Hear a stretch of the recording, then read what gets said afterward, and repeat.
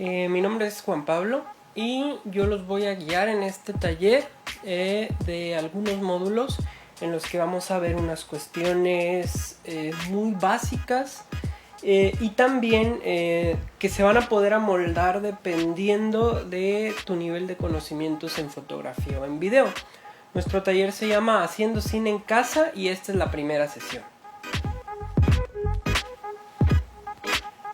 Para los que trabajamos haciendo productos audiovisuales, productos visuales o cualquier cosa relacionada con la comunicación visual, que eso es lo importante aquí, más que hablar de algún otro tecnicismo, es que debemos entender que el lenguaje visual funciona de ciertas maneras que nosotros podemos ir moldeando de acuerdo a nuestra personalidad o de acuerdo a nuestro mensaje.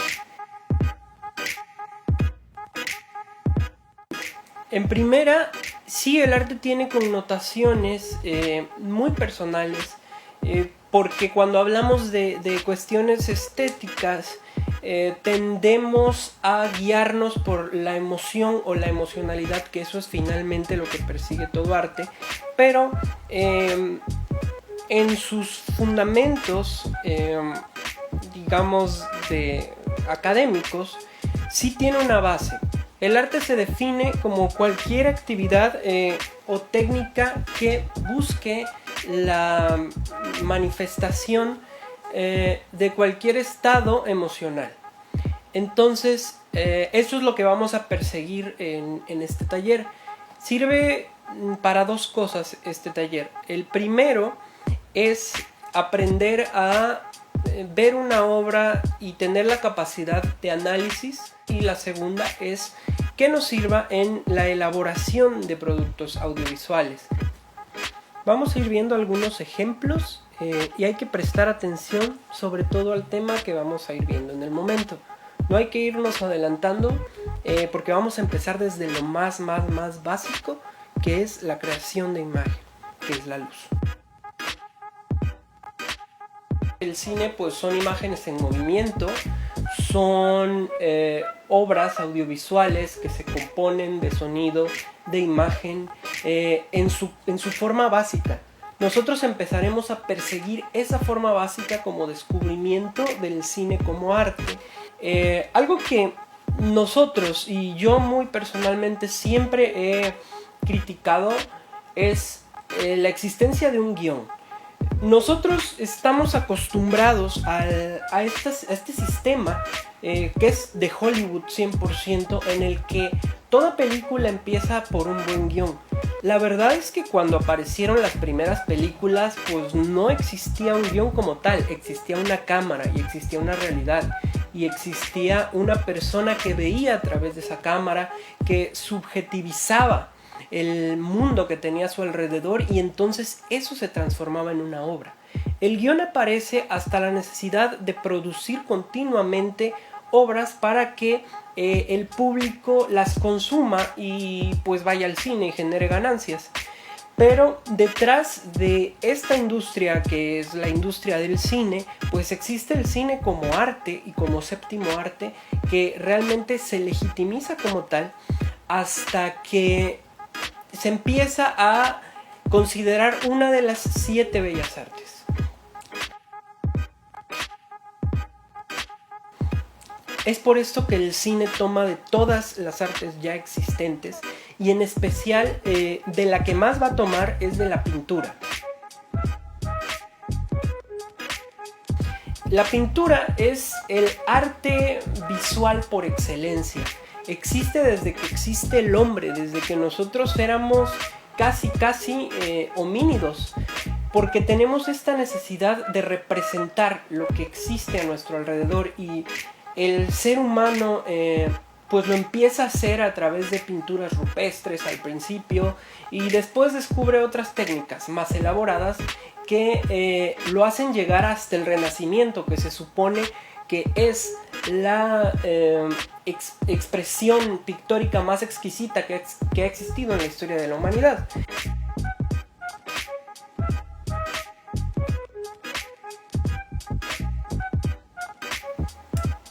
Ya cuando aparece la cámara, la pintura se vuelve un poco irrelevante, porque la cámara es capaz de reproducir la realidad. Pero cuando aparece el cine, no nos damos cuenta hasta muchísimo tiempo después que las imágenes tomadas de la realidad, como lo hace el cine, tienen verdadero poder. Y no nada más de contar una historia, porque contar una historia es solo una parte más de toda la película, sino lo más importante, de generar un estado emocional. La luz es el primer detonante de todos los estados emocionales, porque nos dicta o nos refleja el estado psicológico del personaje o de la persona que está detrás de la cámara. En principio, las primeras películas eran como teatro. Simplemente ponían la cámara y el actor actuaba lo que tenía que hacer, la cámara nunca se movía. Pero no es hasta el cine negro, o mejor dicho, no es hasta el expresionismo alemán, porque el cine negro viene después, que precisamente como su nombre lo indica, empieza a expresar.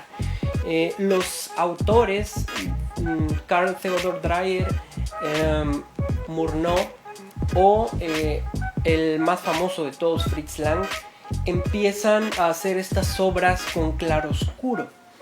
O sea, con sombras muy marcadas y con luces muy marcadas que acentuaban el drama. Porque en principio recordemos que el cine era mudo, entonces se tenía que expresar todo con la imagen. De hecho, hasta la fecha, si una película tú le quitas el sonido y la puedes ver y entender, es que es una buena película y está bien hecha. El diálogo simplemente es algo que va extra, por eso nosotros no hablamos de guión hasta mucho más adelante. De ahí viene el cine negro, que en Hollywood se empiezan a hacer estas películas de misterio y thrillers, en los que igualmente, así como en el expresionismo, las sombras son muy marcadas y el personaje siempre está lleno de problemas psicológicos, si así se lo quiere ver. Tenemos a uno de los más grandes directores de fotografía, que se llamó Greg Toland, que hizo películas como Ciudadano Kane, Las uvas de la ira y otras tantas. Estos directores de fotografía principalmente experimentaban con la luz artificial porque estaban dentro de un set. Hay dos tipos de luz que hay que saber diferenciar. Por un lado, la luz natural y la luz artificial.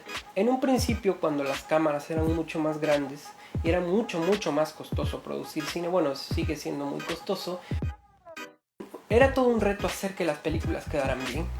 Por eso se decide optar por el Studio System, que es hacer las películas dentro de un estudio y no frenar la producción. Pero nosotros lo primero que debemos hacer al identificar la luz de una película es saber si es luz natural o luz artificial. Una de las películas más exquisitas en cuanto a su iluminación es Days of Heaven, que utiliza luz natural en todos sus cuadros o en casi todos sus cuadros, pero vean eso, parece una pintura. Lo más importante de una luz, sea natural o sea artificial, es que dejemos suficiente espacio para la sombra. No se puede ver todo en el cuadro.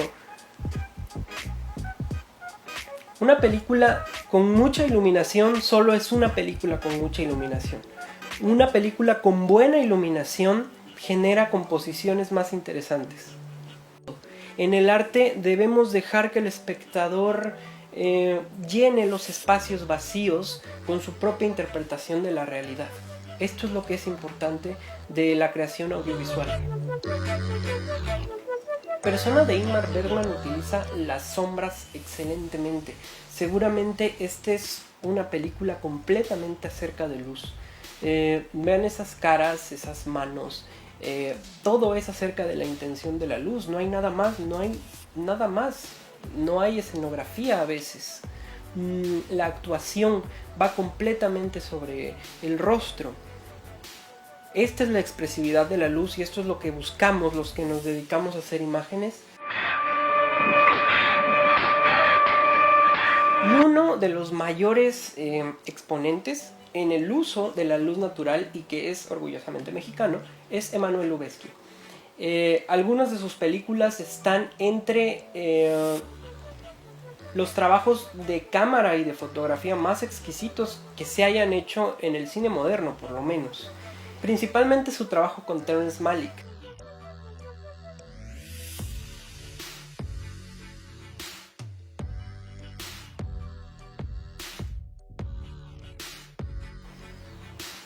Regresando al cine de la etapa de oro de México, también tuvimos uno de los fotógrafos más importantes de todo el mundo, que fue Gabriel Figueroa, que fotografió películas muy importantes en blanco y negro con las estrellas más grandes de México en los 50s. Lo que hace buena a la luz es que enfatice el drama que está sucediendo y que de por sí la imagen funcione. La única diferencia entre la cinematografía y la fotografía es el movimiento. El movimiento va a ser otro elemento que vamos a ver más adelante, que conforma ya parte de la edición, porque nos dicta exactamente a dónde mirar y cómo mirarlo. Pero el primer elemento que debemos de tener muy en cuenta es la luz, buscar qué tan expresiva es la luz, qué es lo que está tratando de subrayar la luz. La luz debe de contar una historia por sí misma en el cuadro. Esto pasa también con películas animadas que están muy bien iluminadas, como es Coraline. Una película muy iluminada rara vez va a funcionar, a menos claro que esa sea la intención, como el ejemplo de la película de Ari Aster, Midsommar.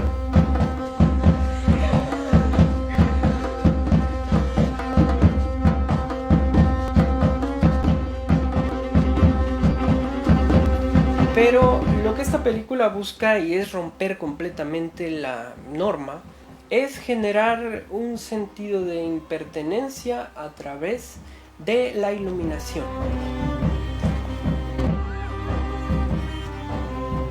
A esto nos referimos con que el cuadro se debe de trabajar independientemente y se trata como una pintura. Y hablando de películas de Ari Aster, hay otro director que se llama Robert Eggers, que es conocido por La Bruja y El Faro. La Bruja toma elementos directos de Goya, como estos cuadros de su serie negra, y los vuelve literalmente cine. Por otra parte, El Faro también tiene sus cosas buenas, vaya. Esta luz que hace la silueta de los personajes demasiado dramáticas, y más que ponerle luz, parece que le estuviera poniendo oscuridad a su cuadro. Sí, me olvidó algo. En esta escena, claro que hay una influencia muy obvia de estos cuadros. Fíjate en la intención de la luz.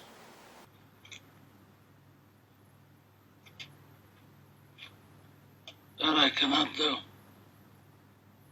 I'll give you anything you ask. We've known each other many years, but this is the first time you ever came to the council for help. I can't remember the last time that you invited me to your house for a cup of coffee. Como parte final, queremos ejemplificar algunos tipos de luz que podemos encontrar en todas las películas que vemos. Tenemos obviamente la luz cenital, la luz en picado, la luz en contrapicado, la luz lateral y la luz frontal, pero esta no conviene usarla mucho a menos que quieras que tu video parezca el de los 15 años cuando el fotógrafo pasaba deslumbrando a la tía. Debe estar muy bien justificada esta luz. Regresando a Días del Cielo o Days of Heaven, casi toda la iluminación de esta película se hizo en la llamada hora mágica, que tarda aproximadamente unos 30 o 20 minutos en el momento en el que el sol se pone y genera esta luz en picada. De las preguntas que debes de hacerte al ver una película es: ¿de dónde viene la luz? ¿Qué quiere decirme este cuadro con esta luz? ¿El mundo interno del personaje se refleja en la parte de afuera? ¿Es luz artificial o luz natural? Lo mejor que podemos hacer es hacer experimentos por nuestra cuenta. Ver qué es lo que más se amolda a lo que queremos decir. Recuerden siempre que la luz es un estado emocional.